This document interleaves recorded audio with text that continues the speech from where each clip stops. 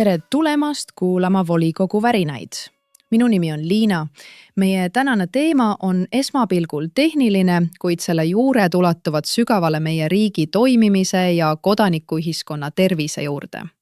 Küsimus on, mis juhtub, kui andmete kaitsmisest saab andmete peitmine? Ja stuudios on meil sellele küsimusele vastust otsimas andmeanalüütik Märt. Märt, tere! Tere, Liina! Märt, sa tegeled kohalike omavalitsuste valimisreitingute projektiga.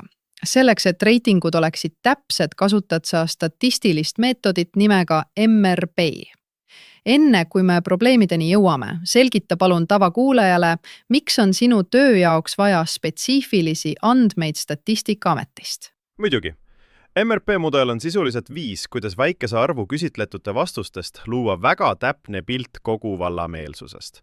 Aga selleks, et see maagia toimiks, pean ma teadma, milline see vald tegelikult on. Mitu meest, mitu naist seal elab, kui palju on noori, kui palju vanu, kui palju kõrgharidusega inimesi, kui palju eestlasi ja kui palju mitte-eestlasi. Ilma selle täpse demograafilise retseptita on minu mudel pime. Ma vajan Statistikaametilt seda kaarti, et oma uuringu tulemused korrektselt Eesti peale laotada. Selge, sa vajad riigi andmeid, et oma uuringu tulemused täpseks kalibreerida ja sa oled neid andmeid ka varem saanud. Jah, ja mis kõige olulisem, 3. aprillil kinnitas Statistikaamet mulle kirjalikult, et uute 2025. aasta andmete saamine mais on, ja ma tsiteerin, üsna hõlbus. Kogu meie projekti avaldamise ajakava ehitati sellele lubadusele. See on juriidilises keeles õigustatud ootus. Aga kui sa siis mais tellimuse esitasid, ei olnud see enam hõlbus? See on 100. alahinnang. See oli nagu sattumine bürokraatliku escape roomi, kus kõik uksed viivad tagasi samasse tuppa. Esmalt teatati mulle, et mina olen nüüd vastutav töötleja ja kuna minu tellimus sisaldab tunnust rahvus, pidin ma saama loa andmekaitse inspektsioonilt. Nii et Statistikaamet suunas sind edasi järgmise asutuse juurde. Mõistlik. Sa pöördusidki AKI poole. Saatsin neile põhjaliku selgituse. Ja siis ootasin. Üle 2 nädala. Ja siis paar päeva pärast seda, kui eetikakomiteede juunikuul taotlusvoorud olid sulgunud, saabus vastus. Mitte lihtne jah või ei, vaid mitme leheküljeline juriidiline traktaat AKI juristilt, kus selgitati pikalt IKIs paragrahv 6 lõike 4 ja 5 erinevust. Ja mis oli selle traktaadi järeldus? Järeldus oli, et mina või MTÜ ei kuulu nende pädevusse, sest ma pole täidesaatev riigivõim ja et ma pean pöörduma eetikakomitee poole. See oli 2 nädala ja pika juriidilise analüüsi tulemus. Ole uks, proovige järgmist. Ja nad teadsid, et see järgmine uks avaneb alles augustis ja vastuskomiteest saabub heal juhul septembris, andmed oktoobris. Tuletan meelde, et valimised on oktoobris. Märt, see kõik kõlab endiselt peaaegu uskumatult. Kas sa oled kindel, et siin ei ole mingit arusaamatust? Ja sellepärast ma ei palugi, et sa mind usuksid. Teeme eksperimendi, helistame neile siin ja praegu. Laseme süsteemil endal rääkida. See on esimene kõne. Luure. Hea küll. Teeme ära. Käivitub infosessioon. Palun esitage päring. Päring puudutab tellimust 742. Soovin selgitust, miks varasemalt lubatud hõlbus protsess on takerdunud nõude taha hankida eetikakomitee kooskõlastus. Päring on tuvastatud. Teie päring sisaldab eriliigiliste isikuandmete tunnust rahvus. Vastavalt isikuandmete kaitse seadusele, paragrahvile 6, lõikele 4 on kooskõlastus nõutav. Ma ei küsinud paragrahvi numbrit. Ma küsisin loogilist põhjendust. Selgitage palun riski. Teie enda avalik tabel RL 21429 on kordades detailsem kui minu tellimus. Kuidas on võimalik, et minu lihtsam binaarne jaotus on äkitselt nii suur risk? Tabel RL 21429 on standardne toode. Teie päring on eritellimus. Need alluvad erinevatele menetluskordadele. Vabandust, siin saatejuht Liina. Te ütlete, et vastuolu ei ole, sest tegemist on lihtsalt 2 erineva sise-eeskirjaga. Protseduurid on erinevad, vastuolu puudub. Alternatiivina on võimalik kasutada tunnust emakeel. Selle puhul täiendav menetluskord ei rakendu. See ei ole lahendus, see on töö tühistamine. Ma mõistan teie frustratsiooni. Loodan, et sellest on siiski abi ja teie probleem on nüüd leidnud lahenduse. Ta soovis sulle edu probleemiga, mille ta ise just tekitas. See oli test ja ta läbis selle. Nüüd ma tean, kuidas nad mõtlevad. Nende kaitse on tautoloogia ja näiline abivalmidus. Mis ma lähen tagasi, aga seekord ma ei küsi. Ma väidan. Märt, kas sa oled kindel? Mida sa sellega saavutad? Ma saavutan selguse. Ma sunnin teda paljastama süsteemi tegelikku olemust. Infosessioon. Päring jätkub, te ei vastanud mu küsimusele, alustame uuesti. Esiteks, teie uus protseduur võrdsustab agregeeritud andmetabeli tellimise otse juurdepääsuga tundlikele mikroandmetele. Palun selgitage, kuidas see on kooskõlas IQM-i põhjendusega 26, mis sätestab, et andmekaitse põhimõtted ei kohaldata anonüümse teabe suhtes, mille puhul andmesubjekt ei ole enam tuvastatav. Protseduur kohaldub tellimude täitmiseks vajalikule töötamisprotsessile, mitte ainult väljundile. Vale vastus. Protsess on teie oma. Väljund on minu tellimus. Teiseks, riikliku statistikaseadus kohustab teid statistikat levitama. Teie praegune tõlgendust takistab levitamist. Kumb on ülemuslik, teie sisemine protseduur või seadus? Süsteem tagab üksnes protseduurilise korrektsuse. Meie eesmärk on tagada täielik vastavus ja maandada kõik potentsiaalsed riskid. Teie ainus eesmärk on vastutuse delegeerimine. Teie ainus funktsioon ongi paragrahvide ettelugemine. Eraelu kaitse ja riigi läbipaistvuse eest. Süsteem, kui need protseduurid on ilmselgelt vastuolulised, kas teil on mehhanism tagasisideks? Muidugi kullake.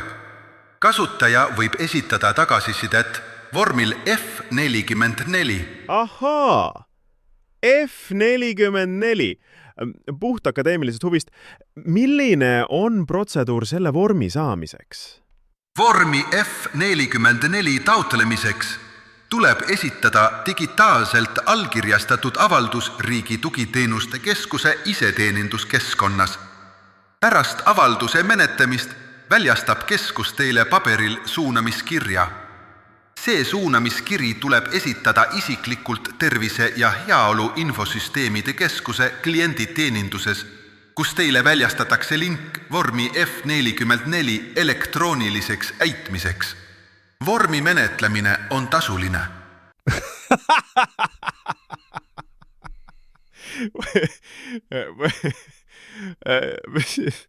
Paberil suunamiskiri digitaalse lingi saamiseks ja see on tasuline.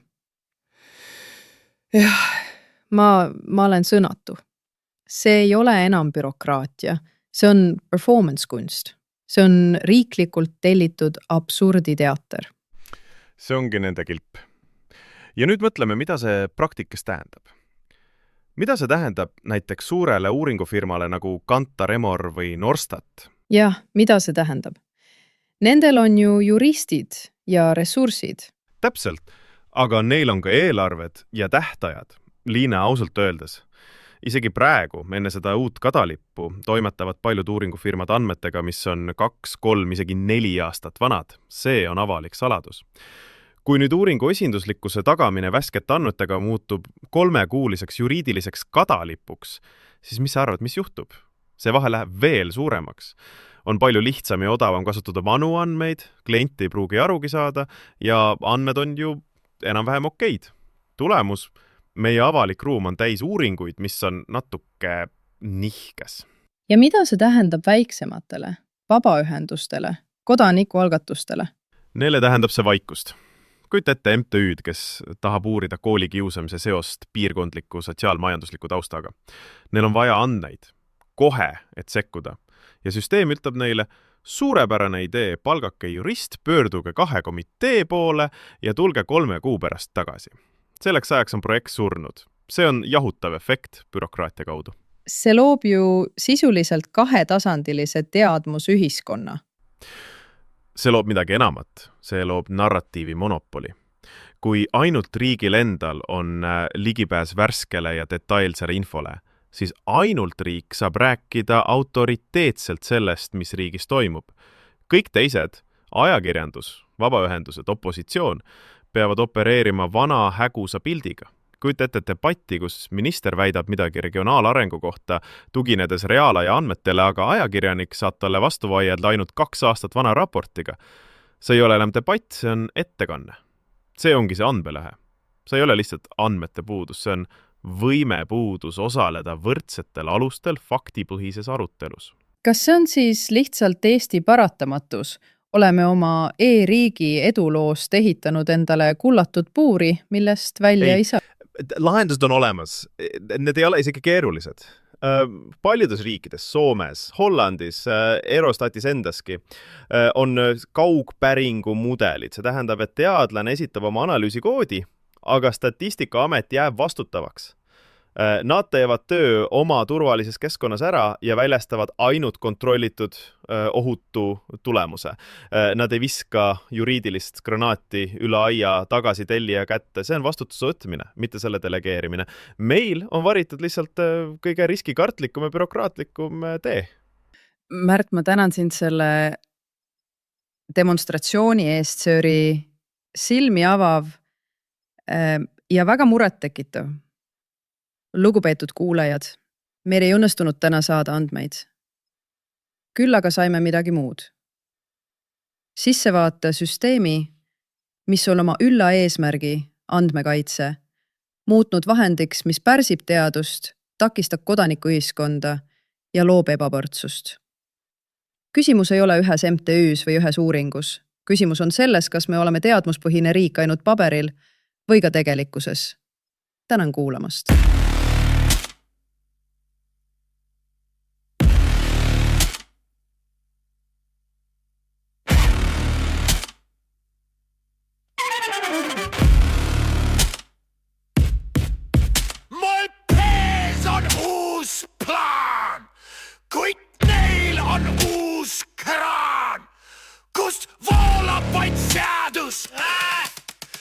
Mis tapab su vabadus?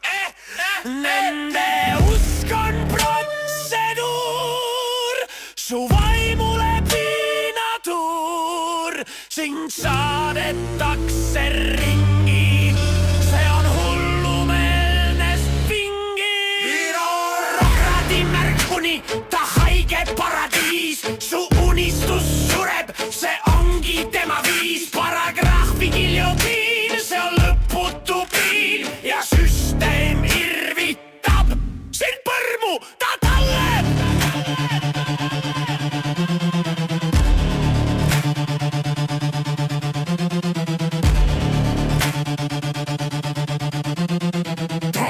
Nad imevad kire, jätavad mure. Nad murravad vaimu, ei jäta sust aimu. Bürokraadi märguni, ta haige paradiis, su unistus sureb, see ongi tema viis. Paragrahvi giljotiin, see on lõputu piin ja süsteem irvitab sind põrmu, ta tallab.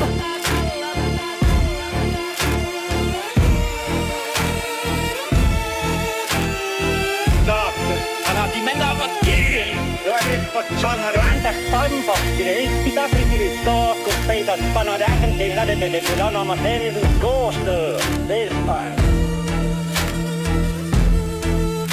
See masin ei ole katki, see ongi ta hing. Ta toodab vaid tühjust.